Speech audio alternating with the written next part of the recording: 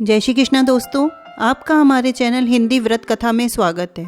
आज हम आपको तुलसी सालिग्राम जी के विवाह का शुभ मुहूर्त, पूजा विधि, कहानी और उनका महत्व बताने जा रहे हैं। हिंदू धर्म में तुलसी विवाह का बहुत बड़ा महत्व है।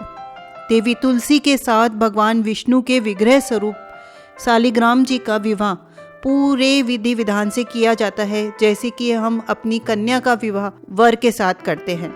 हिंदी पंचांग के अनुसार कार्तिक मास के शुक्ल पक्ष की एकादशी को तुलसी विवाह किया जाता है। इस दिन को एक पर्व के समान मनाया जाता है। भगवान विष्णु 4 माह की योग निद्रा के बाद जागृत होते हैं, इसलिए इस दिन को देवउठनी एकादशी के नाम से भी जाना जाता है। इस दिन से विवाह सहित सभी मांगलिक कार्य आरंभ हो जाते हैं।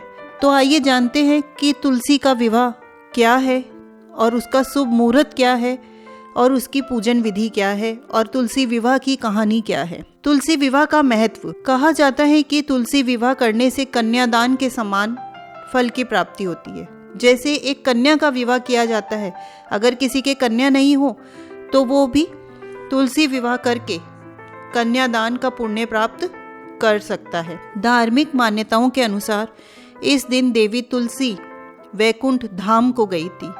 जो व्यक्ति विधि विधान के साथ तुलसी विवाह संपन्न करता है उसको मोक्ष की प्राप्ति होती है। तुलसी और भगवान सालिग्राम का विधिवत पूजन करने से सभी मनोकामनाएं पूर्ण होती है। वैवाहिक जीवन में आ रही सारी बाधाओं की मुक्ति होती है। इस बार तुलसी विवाह 15 नवंबर 2021 दिन सोमवार को किया जाएगा। द्वादशी तिथि 15 नवंबर 2021 को सोमवार को प्रातः 6:39 से 16 नवंबर 2021 को दिन मंगलवार को सुबह 8:01 पर समाप्त होगी। तो आइए सुनते हैं तुलसी विवाह की कहानी। दैत्यराज कालनेमी की कन्या वृंदा का विवाह जलंधर से हुआ। जलंधर महाराक्षस था।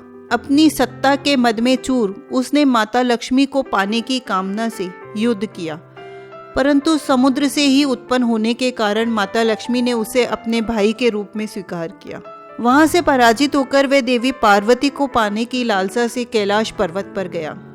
भगवान देवादिदेव शिव का ही रूप धरकर माता पार्वती के समीप गया, परंतु मां ने अपने योग बल से उसे तुरंत पहचान लिया और वह वहां से अंतर्ध्यान हो गई। देवी पार्वती ने क्रुद्ध होकर सारा वृतांत भगवान विष्णु को सुनाया। जलंधर की पत्नी वृंदा अत्यंत ही पतिव्रता स्त्री थी। उसी के पतिव्रत धर्म के कारण जलंधर न तो मारा जाता था और ना ही पराजित होता था। इसलिए जलंधर का नाश करने के लिए वृंदा के पतिव्रत धर्म को भंग करना बहुत जरूरी था। इसी कारण भगवान विष्णु ऋषि का वेश धारण करके वन में जा पहुंचे।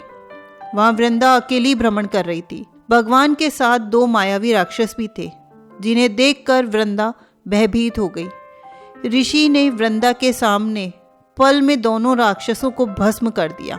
उनकी शक्ति देखकर वृंदा ने कैलाश पर्वत पर महादेव के साथ युद्ध कर रहे अपने पति जलंधर के बारे में पूछा, तो ऋषि ने अपने मायाजाल से 2 वानर प्रकट किए। एक वानर के हाथ में जलंधर का सिर था और दूसरे के हाथ में धड़। अपने पति की यह दशा देखकर वृंदा मूर्छित हो गई। होश में आने पर उन्होंने ऋषि रूपी भगवान से विनती की कि वह उसके पति को जीवित करे। भगवान ने अपनी माया रची और जलंधर को पुनः जीवित कर दिया। उसका सिर धड़ से जोड़ दिया, परंतु स्वयं भी वह उसके शरीर में प्रवेश कर गए। वृंदा को इस छल का जरा भी आभास न हुआ।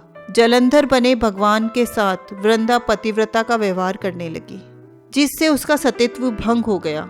ऐसा होते ही वृंदा का पति जलंधर युद्ध में हार गया।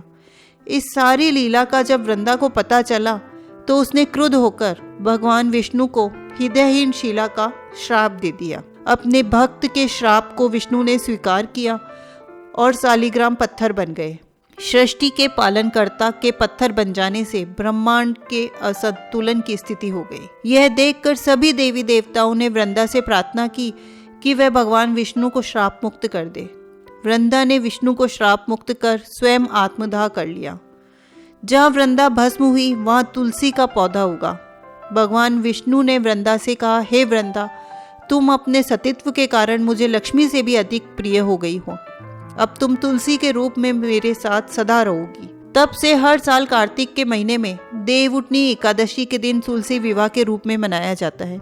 जो मनुष्य भी मेरे शालिग्राम रूप के साथ तुलसी का विवाह करेगा उसे इस लोक और परलोक में यश की प्राप्ति होगी। उसी दैत्य जलंधर की यह भूमि जलंधर नाम से विख्यात हुई। सती वृंदा का मंदिर मोहल्ला कोट किशनचंद में स्थित है। कहते हैं इस स्थान पर एक प्राचीन गुफा थी जो सीधी हरिद्वार तक जाती थी। सच्चे मन से 40 दिन तक सती वृंदा देवी के मंदिर में पूजा करने से सभी मनोरथ पूरे होते हैं। जिस घर में तुलसी होती है वहाँ यम के दूत भी असमय नहीं आ सकते। मृत्यु के समय जिसके प्राण मंजरी रहित तुलसी और गंगा जल मुख में रख कर निकल जाते हैं वह पापों से मुक्त होकर वैकुंठ धाम को प्राप्त होता है। जो मनुष्य तुलसी व आंवलों की छाया में अपने पितरों का श्राद्ध करता है उसके पितर मोक्ष को प्राप्त होते हैं। तो बोलिए तुलसी मैया की जय हो, शालिग्राम भगवान की जय हो। तो आइए दोस्तों अब जानते हैं कि तुलसी विवाह की विधि क्या है। एक लकड़ी की साफ चौकी पर आसन बिछाइए। गमले को गेरू से रंग कर चौकी के ऊपर तुलसी को स्थापित कीजिए। दूसरी चौकी पर भी आसन बैठाइए और उस पर शालिग्राम जी को स्थापित कीजिए। दोनों चौकियों के ऊपर गन्ने का मंडप सजाइए। अब एक कलश में जल भर कर रखें और उसमें 5 या 7 आम के पत्ते लगाकर पूजा स्थल को स्थापित करें। अब शालिग्राम और तुलसी के समक्ष घी का दीपक प्रज्वलित करें और रोली मोली से तिलक करें और उन्हें श्रृंगार करें।